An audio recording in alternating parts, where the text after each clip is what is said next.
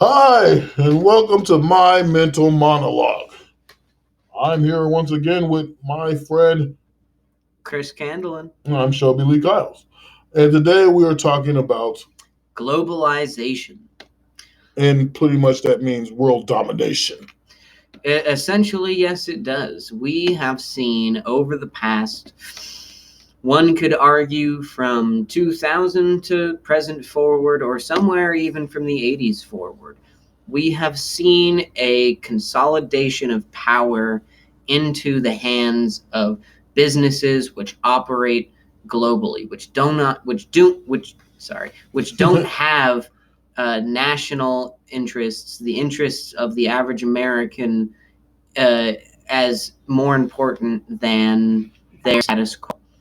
So in doing this, we're seeing companies like Amazon and basically anything the size of Amazon crushing individual businesses and becoming the only option, monopolizing not only this country but the world. And once they have control over the world market, everything, all the countries will be dissolved and we will become a one world government, sort of 1984 style, is what they're trying to do. And they is kind of a nebulous term, I know that, but they encompasses portions of the government, the military industrial complex, the huge industrial complex of the country that is basically uh, based in outside nations, taking advantage of the lax rules and regulations of third world nations, while at the same time depriving our country of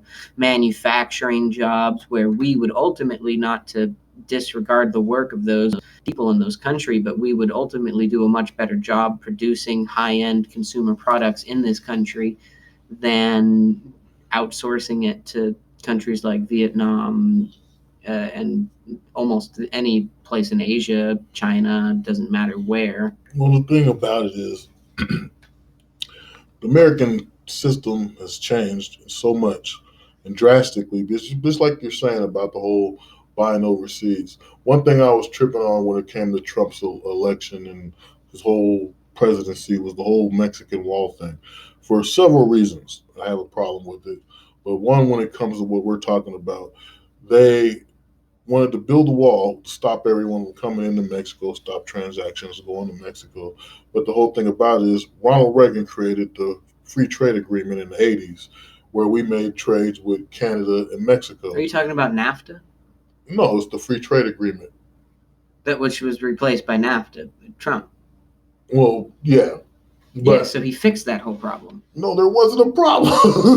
There wasn't a problem. Why was it a problem?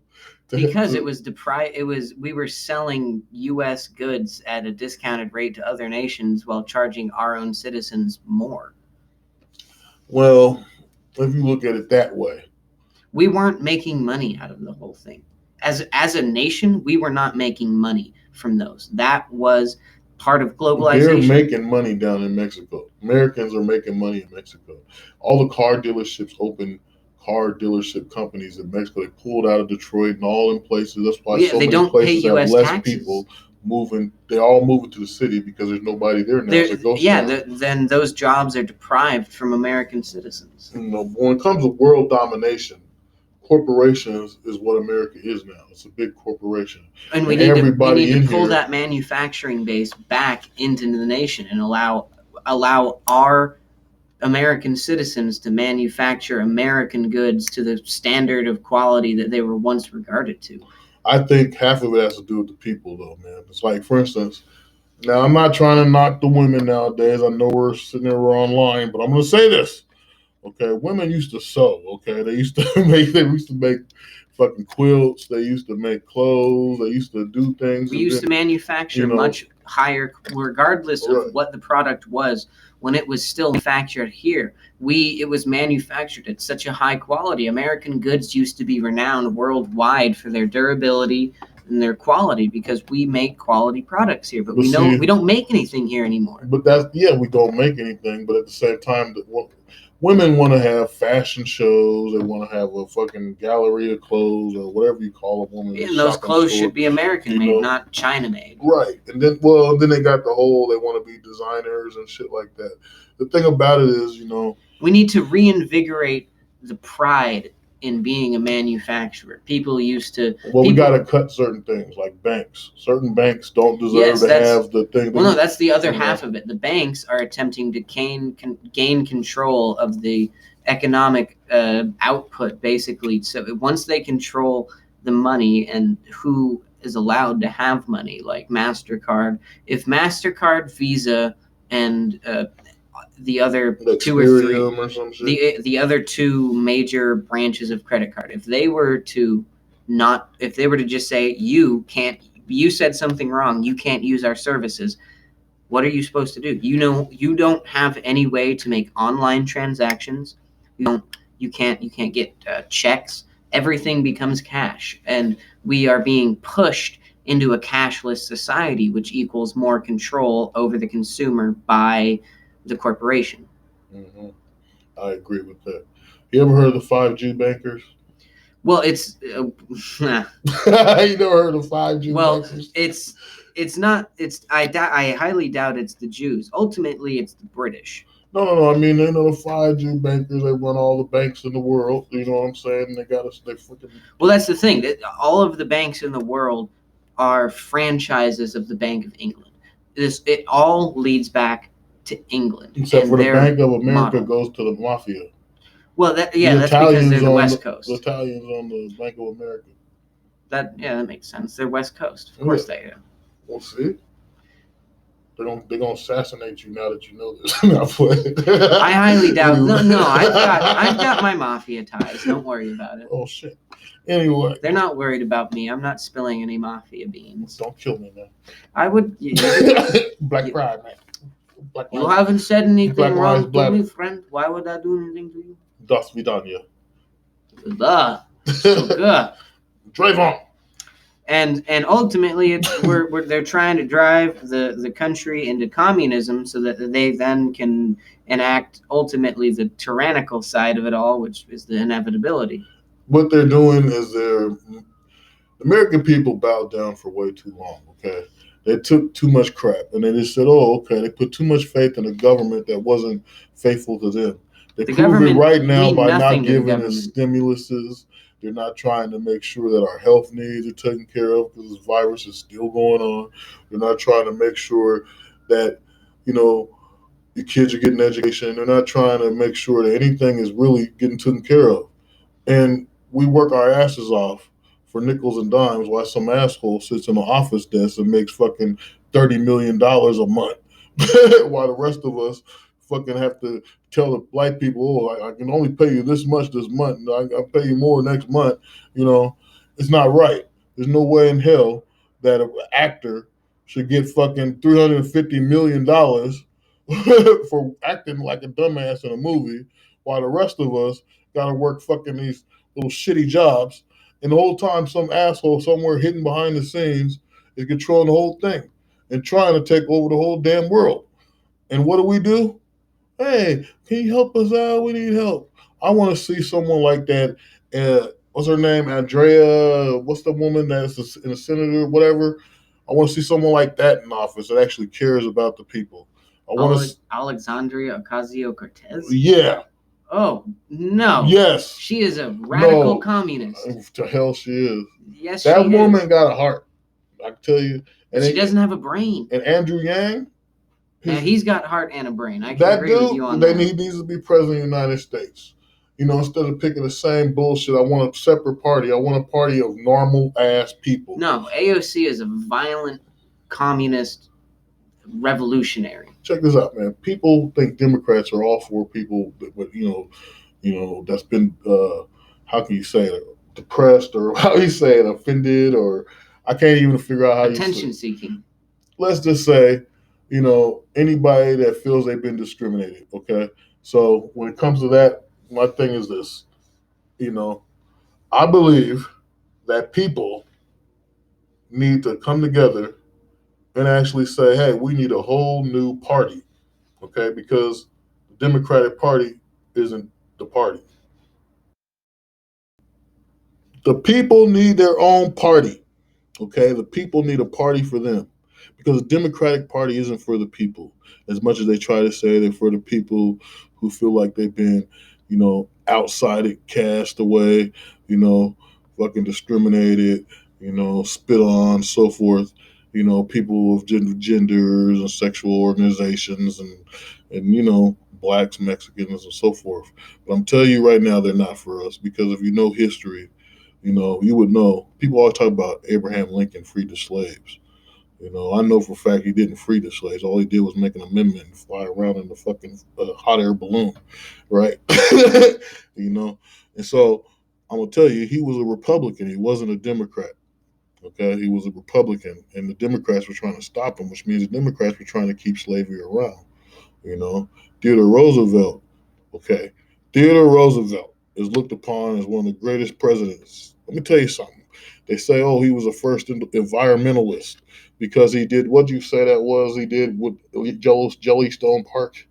Well, he established the national park system. No, what was the name you gave me before for that? Yellowstone? No, not Yellowstone. I thought it was Jellystone. Which one Yogi Bear live in? Yellowstone? Okay, so Theodore Roosevelt, to avoid his presidency, will hang out in Yellowstone Park.